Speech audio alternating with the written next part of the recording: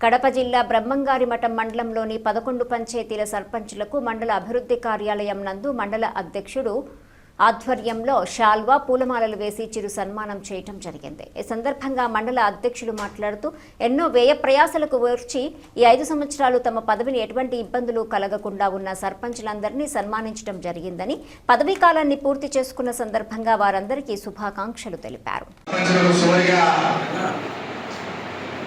Meeting జరిగింది. 5 ఏళ్ళు సర్పంచులు వాళ్ళ పదవి బాధ్యతలు ఈరోజు సాయంత్రంతో ముగుస్తుంది.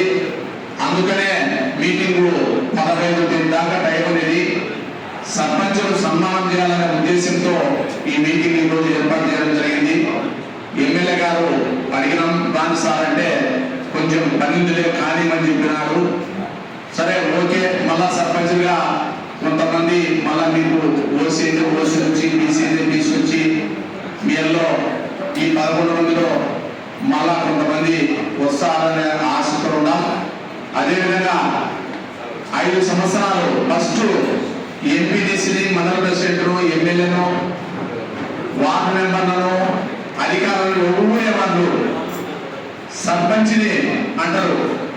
ఆ ఓటరు ఏం సర్పంచ్ ఏం చేస్తాడని పాపం ఇట్లా డబ్బులు పెట్టి రాజకీయానికి వచ్చి ఎంతో పోగొట్టుకుని ప్రజలతో ప్రతినిత్యం అనిపించుకుంటా అంత ముందుగానే గవర్నమెంట్ లో డబ్బు 20 లక్షలు 10 లక్షలు పడింది. సరే నేను రేపు డ్రా చేస్తామంటే మళ్ళా సాయంత్రానికల్లా ఉండదు. చాలా ఇబ్బంది పడేది. ఈ గవర్నమెంట్ వచ్చినాక అంతో ఎంతో సర్పంచులు మనసారా కొద్దిగా సేవ చేసేదానికి 1 లక్ష కానీ 2 లక్షలు కానీ అకౌంట్లో ఉండేది. అప్పుడు అనిపించుకొని ఇప్పుడు మళ్ళా కొద్దిగా 2 ఏళ్ళు ఈ గవర్నమెంట్ వచ్చినాక సర్పంచ్గా 1 లక్ష కానీ మన అకౌంట్లో పట్టే ఉండేది. ఇబ్బంది లేకుండా ఉండేది. ధన్యవాదాలు తెలుపుతున్నా.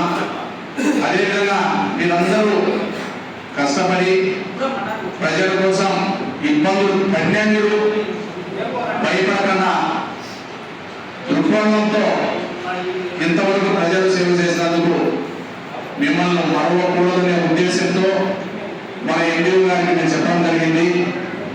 ప్రతి ఒక్కరిని రమ్మని చెప్పండి. వాళ్లకు ఈ 5 సంవత్సరాలు పూర్తి చేసుకునే సందర్భంగా ఈరోజు మీ పదవి బాధ్యతలు అయిపోయిన సందర్భంగా మనం మన మండలం తరఫున సన్మానం చేస్తాం. ఎందుకంటే ఇది సాంప్రదాయం. అంత ముందుగానే తప్ప రఘురామరెడ్డి గారు చేసిండ్రు.